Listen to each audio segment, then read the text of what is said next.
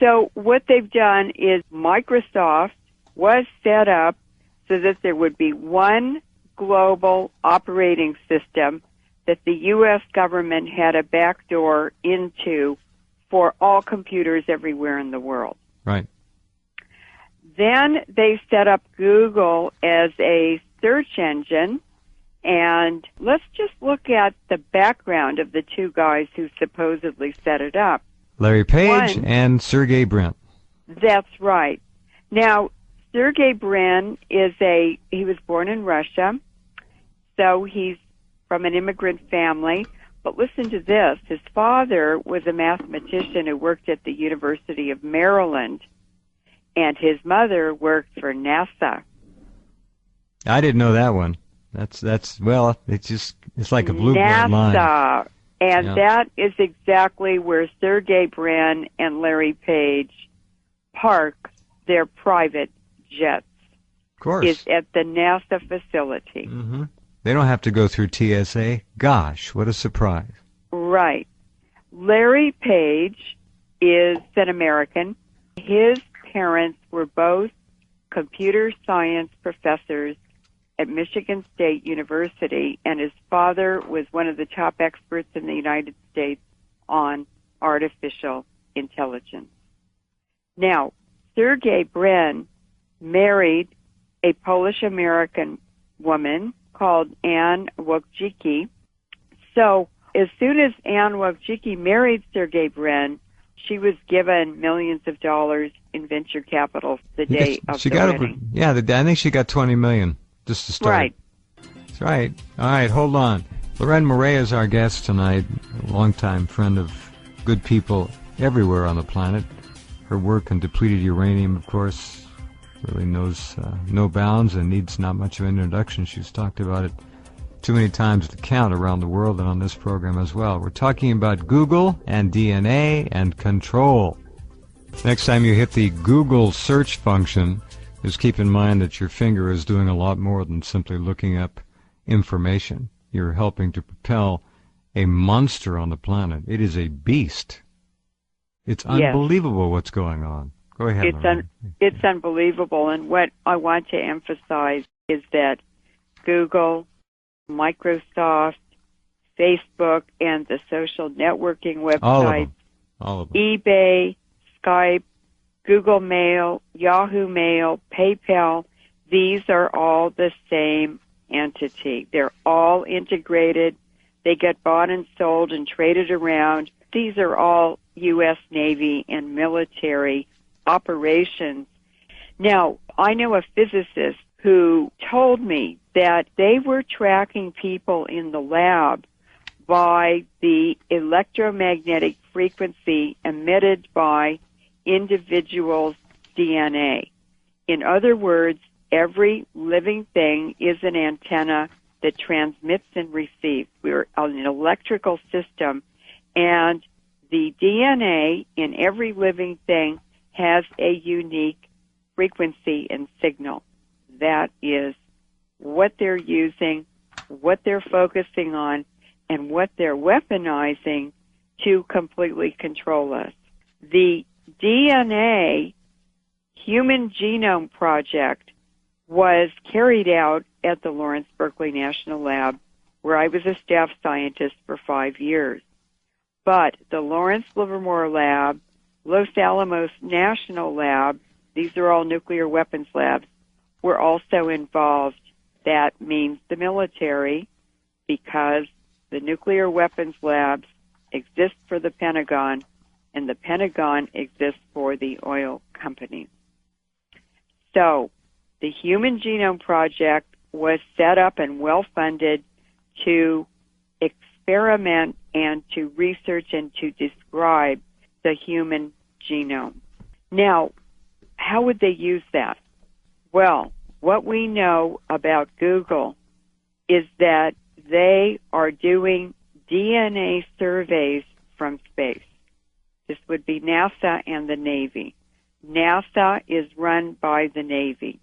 They have been tracking and identifying isolated populations, for instance, in the Amazon, who have never had contact with Western people. These are villages of isolated people who are still living their traditional hunter-gatherer lives, Right. and they've never seen a Westerner. That's not just humans.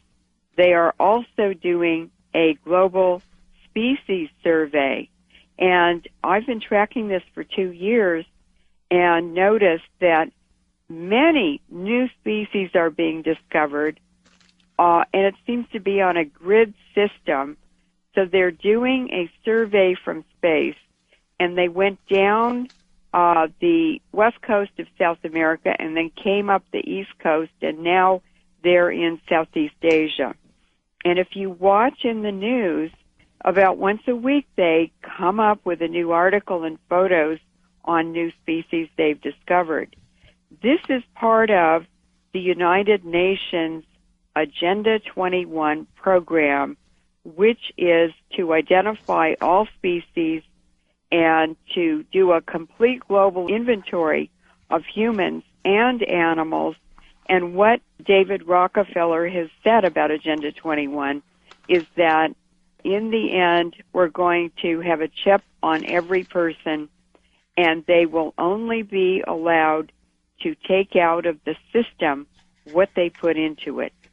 If you work 12 hours a day, you're allowed to take 12 hours of something of value out of the system, but nothing more.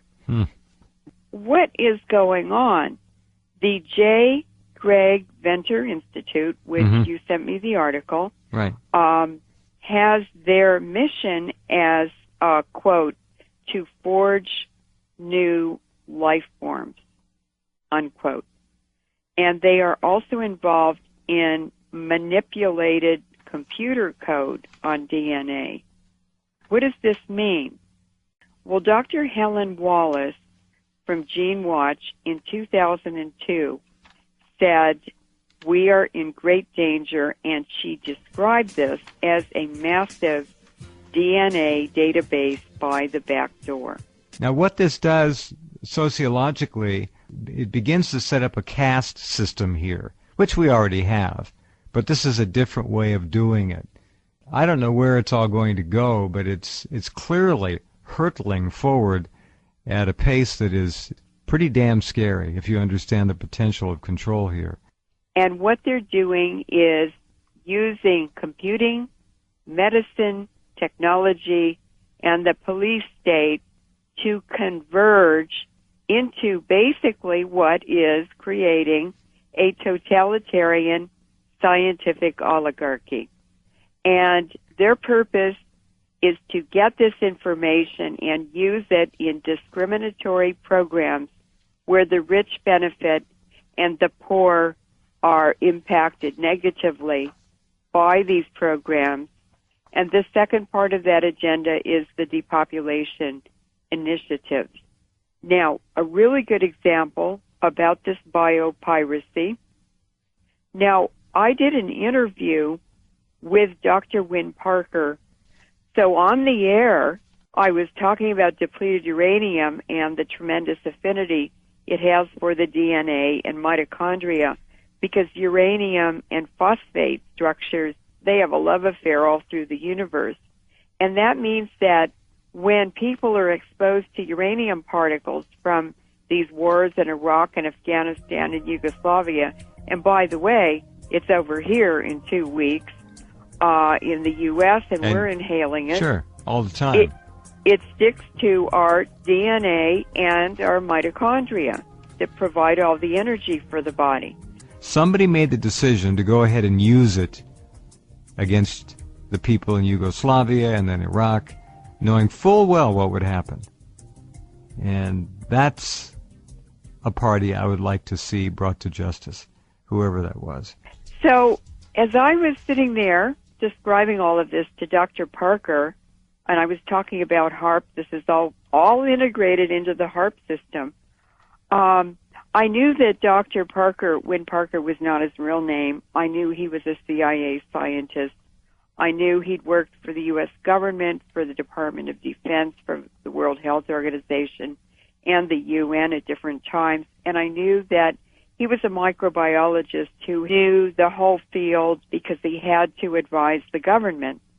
And so I just said, Dr. Parker, what is the application of this discovery that nanoparticles are transmitters? And he caught his breath and he said, well, it's to redesign the human genome. That's all, huh? All. They're going to create a new species, is what they're talking about here. Basically. It's to create anything they want to. That's right. It's to repeat anything they want to. It's this totalitarian, insane scientific oligarchy that's run by psychopaths, and they think they can do anything they want to. Well, so far nobody's around to stop them, unfortunately. Now, what is transmitting and receiving that's around us? Well, how about cell phones in the megahertz frequency band? These are some abstracts that I'm going to just read the titles of. This is 1996. Single and double-strand DNA breaks in rat brain cells after acute exposure to radio frequency electromagnetic radiation. And they used the cell phone frequencies. DNA strand breaks in rat brain cells. So they're talking about sterility, about cancer, and about altering people's behavior. And the airport scanners are doing the same thing. Wouldn't surprise me. I'm amazed that there's very little attention being paid to the electric grid. And as all of you listening know, it is surrounding you and everybody you know 24 hours a day. Your home, your office, it doesn't matter. It's called wiring in your walls.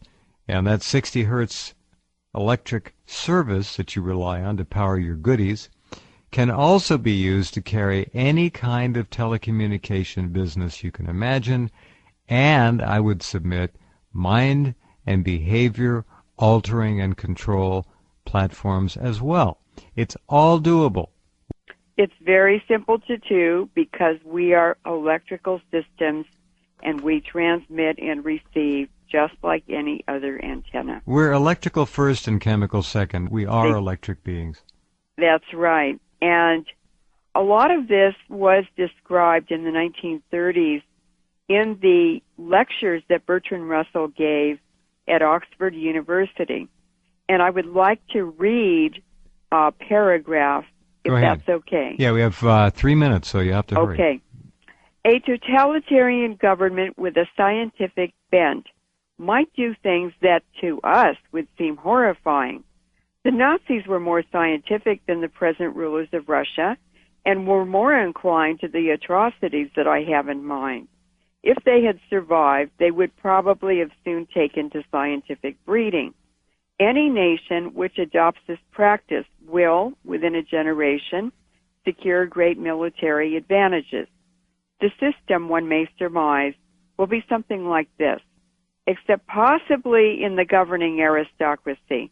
All but 5% of males and 30% of females will be sterilized. The 30% of females will be expected to spend the years from 18 to 40 in reproduction in order to secure adequate cannon fodder. As a rule, artificial insemination will be preferred to the natural method. The unsterilized, if they desire the pleasures of love, will usually have to seek them with sterilized partners.